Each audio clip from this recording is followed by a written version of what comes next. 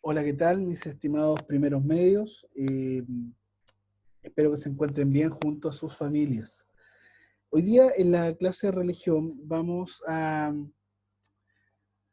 ver un poco de la filosofía cristiana. Si bien es cierto, tuvimos en los PowerPoints anteriores un pequeño acercamiento a lo que era la filosofía y un poco cómo había nacido. Acá vamos a tener un pequeño también acercamiento en lineamientos generales, después vamos a ir profundizando, pero para que tengan la idea del entorno, del escenario de la filosofía cristiana, vamos a conocer un poco de la filosofía cristiana, ¿ya?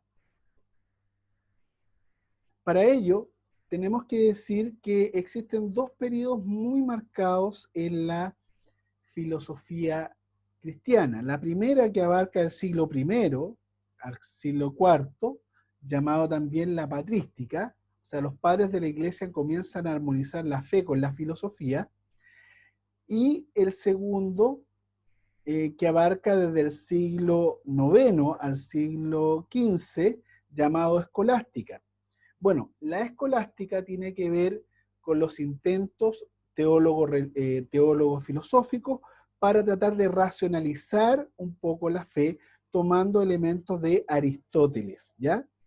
Eh, si lo vemos en términos filosóficos, y tomando las dos grandes corrientes cristianas, la Iglesia Católica Romana hasta el día de hoy permanece fiel mucho a la filosofía aristotélica, y las iglesias protestantes y sus derivadas, ya también llamadas iglesias evangélicas, tiene más una filosofía de corte platónica, ¿ya? Entonces es necesario comprender esto porque si bien es cierto, eh, Platón es maestro de Aristóteles, en algunos puntos son bastante diferentes, y eso es lo que las concepciones de un ser creador diferencian tanto de una iglesia a la otra. Bueno, más adelante entraremos en el pensamiento platónico agustiniano, que es lo que vamos a ver, insisto, muy por encima, tan solo para que tengan una idea, les quede claro de que las diferentes religiones tienen pensamientos filosóficos. Nos vamos a centrar en estas dos grandes divisiones cristianas, pero no obstante el musulmanismo tiene un pensamiento filosófico, eh, el budismo, el hinduismo y entre otras religiones tienen una base de principios filosóficos que vamos a ir, insisto, de a poco acercándonos. Aquí quiero mostrarles más que nada una especie de mapa conceptual donde hablamos de la antigua formación, y aquí estamos hablando del siglo I al siglo IV, donde la apologética y la patrística están presentes. Eh, en la apologética, o sea, esta forma de defender, ¿no es cierto?, los escritos, está Agustiniano y Tertuliano, y en la patrística, el gran padre de la patrística, reconocido por todas las iglesias cristianas en forma transversal, es San Agustín de Hipona, ya que también vamos a ver su filosofía más adelante. Y en la escuela escolástica, o sea, este intento de unir la racionalidad con la teología, basándose en el punto de vista aristotélico, tiene un inicio, una madurez, se le llama también el siglo de oro, ¿ya? Y también tiene un periodo que habla del siglo XIII como un periodo que es plano, y finalmente lo que se denomina como la decadencia escolástica.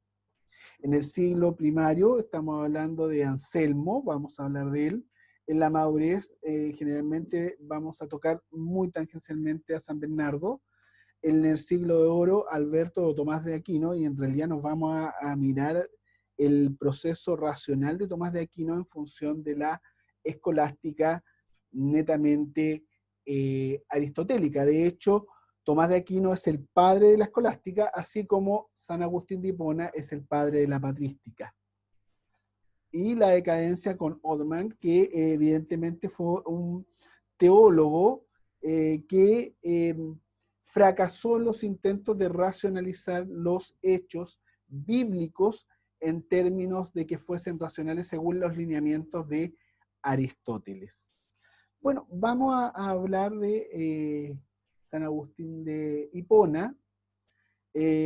Agustín era una persona que antes de ser cristiana era una persona que no le importaba mucho la sociedad. Hay una película de Agustín de Hipona por ahí dando vuelta en internet, que podrían verla. No la puse en el link porque esencialmente dura como 2 horas y media, 3 horas. Y no es una película dinámica, sino que más bien va hablando, es una película documentalista, o sea, va hablando, trata de ser fiel a la idea histórica de San Agustín. Pero Agustín de Hipona era un hombre que en simple hecho no le importaba mucho la vida de nadie, tiene una conversión hacia el cristianismo y esta conversión le hace cambiar su pensamiento. Se vuelve un erudito de la Biblia y tanto así que él, los lineamientos que da hasta el día de hoy, las iglesias cristianas abrazan este hecho. Por ejemplo, que habla que Dios es una sustancia, ¿ya? Que habla también de ideas platónicas. Si ustedes recuerdan la idea de Platón, entre lo que los presos veían en la caverna reflejada en las sombras de la muralla, versus lo que realmente ellos ven cuando salen de la caverna. Y cuando Agustín de Hipona habla de la sustancia o sujeto, está hablando de esta idea platónica de Dios, que uno cuando no conoce a Dios ve estas sombras que cree que es la realidad, pero cuando uno sale de la caverna conoce al verdadero Dios. Esto también está planteado en un libro muy entretenido, muy importante, que Agustín de Hipona escribe, llamada La ciudad de Dios. ¿Ya? También tiene ideas en torno al alma, que fue creada por Dios, ¿ya? Y el alma como un hecho esencial del universo, ¿ya? Como la inteligencia creada por Dios. Así que estas ideas que vamos a ir viendo, por ejemplo, ideas de San Agustín, de que los espíritus somos intangibles, no somos seres materiales, también viene de la idea de Agustín de Hipona.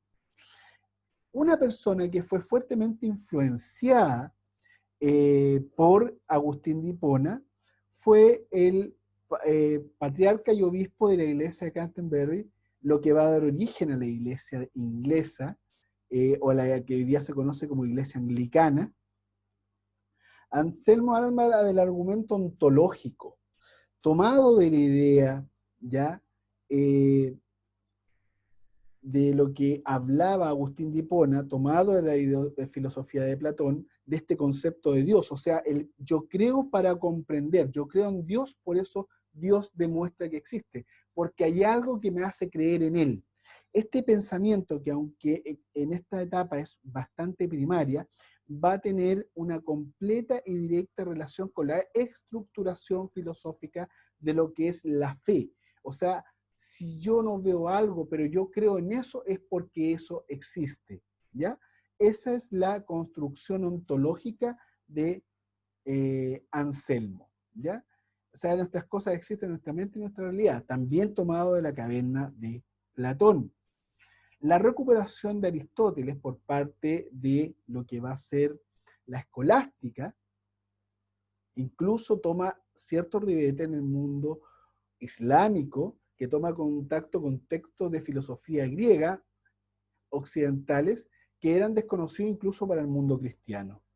La civilización árabe conoce el apogeo entre los siglos VII y el siglo XII.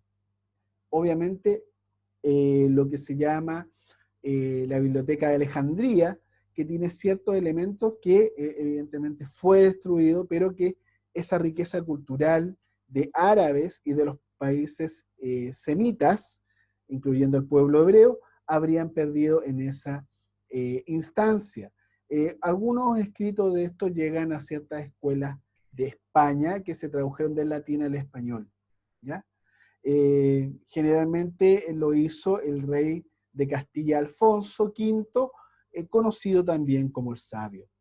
Bueno, aquí les presento cierto material audiovisual para que puedan tener, insisto, no una profundización, sino que más que nada un contexto general de lo que es, cómo nace la filosofía.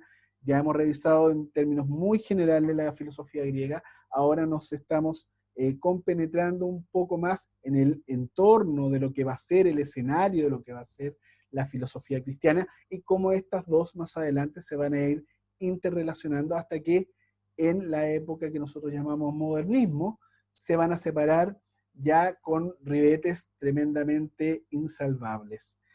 Bueno, quiero agradecerles su atención, espero que se encuentren bien junto a sus familias y por favor extremen las medidas de seguridad y que estén muy bien. Muchas gracias.